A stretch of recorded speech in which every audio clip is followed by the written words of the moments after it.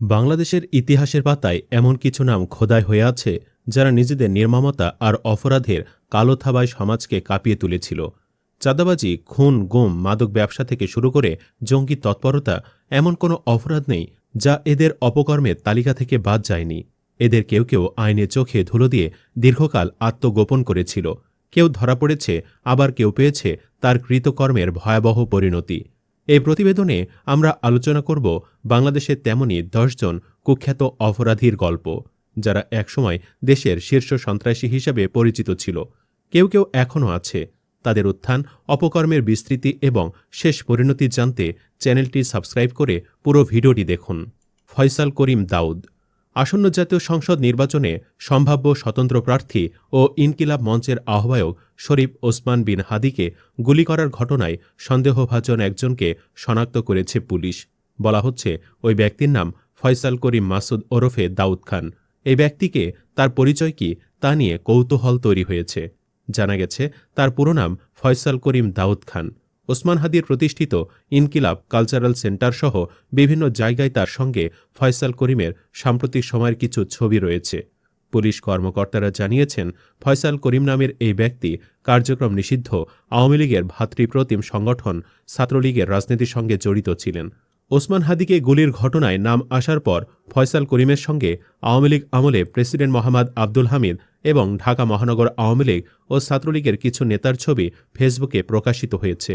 এছাড়া সাম্প্রতিক সময়ে হাদির সঙ্গে ঢাকা ৮ আসনে গণসংযোগ এবং বাংলা মোটরে হাদির প্রতিষ্ঠিত ইনকিলাব কালচারাল সেন্টারের আড্ডায় ফয়সালের অংশ নেওয়ার ছবিও ভাইরাল হয়েছে।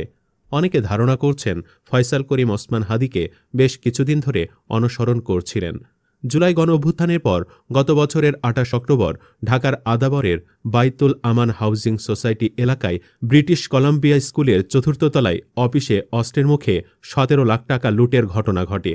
এ ঘটনায় আদাবর থানায় একটি মামলা হয়েছিল। ওই মামলার প্রধান আসামি ছিলেন ফয়সাল করিম। ওই মামলায় গত ১৬ ফেব্রুয়ারি হাইকোর্ট থেকে জামিন পান ফয়সাল করিম। সে কিভাবে জামিন পেলেন তা নিয়ে প্রশ্ন তৈরি হয়।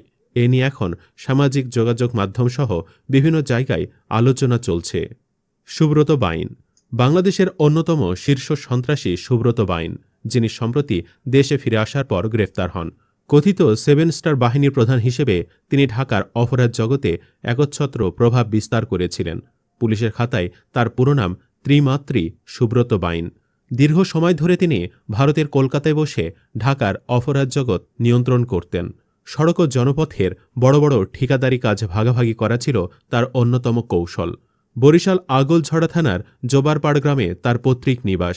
তার বাবা বিপুল বাইন ছিলেন এনজিওর গাড়ি চালক। পরিবারে মা ও ৩ বোনকে নিয়ে তিনি ঢাকার মগবাজারে ভাড়া বাসায় থাকতেন। ১৯৬৭ সালে হলি ফ্যামিলি হাসপাতালে তার জন্ম। বরিশালের অক্সফোর্ড মিশন স্কুল এবং ঢাকার শেরেবাংলা উচ্চ বিদ্যালয়ে পড়াশোনা করার পর সিদ্ধেশ্বরী কলেজে ভর্তি হয়ে এক নেতার সান্নিধ্যে এসে অস্ত্রের জগতে প্রবেশ করেন। অল্পদিনেই মগবাজারে সন্ত্রাসী চক্র গড়ে তোলেন। ১৯৯৩ সালে মগবাজার এলাকার এক সবজি ব্যবসায়ীকে খুন করে তার নাম পুলিশের তালিকায় ওঠে।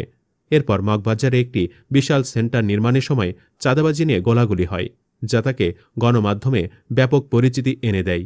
পরে তিনি সেই সেন্টারে দোকান মালিক সমিতির নেতাও হন এবং এই পরিচয়ে চাঁদাবাজি অব্যাহত রাখেন। খুন, চাঁদাবাজি, মাদক ব্যবসা এমন কোনো অপরাধ ছিল না যা সুব্রত বাইন করেননি। এরশাদ শিকদার। বাংলাদেশের অপরাধ ইতিহাসে এরশাদ শিকদারের নাম এক ভয়ঙ্কর অধ্যায়ের স্মারক। তার নির্মমতা এতটাই কিংবদন্তি তুল্য যে তাকে নিয়ে বহু নাটক ও চলচ্চিত্র নির্মিত হয়েছে।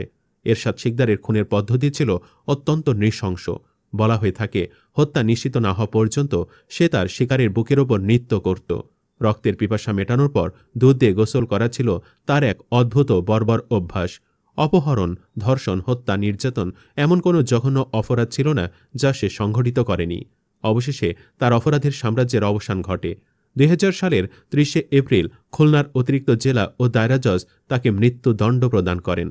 এরপর ২০০৪ সালে ১০ই মে রাত ১২টা ১ মিনিটে এই কুখ্যাত সন্ত্রাসীর ফাঁসি কার্যকর করা হয়, যা বাংলাদেশের অপরাধ জগতে এক ঐতিহাসিক রায় হিসেবে বিবেচিত।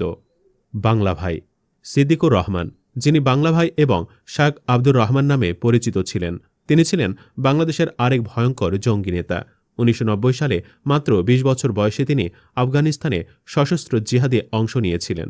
ওসামা বিন লাদেনের সঙ্গে তার সরাসরি যোগাযোগের বিষয়টি নিরাপত্তা সংস্থাকে উদ্বিগ্ন করে তোলে, যার কারণে তিনি নিরাপত্তার স্বার্থে বাংলাদেশে ফিরে আসেন। তার নেতৃত্বে 2004 সালের আগস্ট মাসে বাংলাদেশে 1 ঘণ্টার মধ্যে প্রায় সারা দেশে 500 বোমার বিস্ফোরণ ঘটানো হয়, যাতে 3 জন নিহত এবং শতাধিক আহত হন। 2005 সালের নভেম্বরে ঝালকাঠিতে সংগঠিত বোমা হামলায় 2 জন সহকারী বিচারক নিহত হন। এটি ছিল বাংলাদেশের ইতিহাসে প্রথম আত্মঘাতী বোমা হামলা। এছাড়াও চট্টগ্রামে বোমা হামলায় 13 জন পুলিশ কর্মকর্তাসহ 16 জন নিহত হয়েছিলেন, যা বাংলা ভাইয়ের নির্দেশেই ঘটেছিল। ঝালকাঠির সহকারী বিচারক হত্যা মামলায় জেএমবি নেতা শাহ আব্দুর রহমান ও সিদ্দিকুর রহমান ওরফে বাংলা ভাইকে মৃত্যুদণ্ড দেওয়া হয়। 2007 সালে 30 মার্চ রাত 12টা 1 মিনিটে এই জঙ্গি নেতার মৃত্যুদণ্ড কার্যকর করা হয়। লিয়াকত হোসেন 2000 সালের দিকে ঢাকার অপরাধ জগতে 7 স্টার এবং 5 স্টার নামে 2টি শক্তিশালী বাহিনী ছিল। এই 5 স্টার গ্রুপের প্রধান ছিলেন লিয়াকত হোসেন।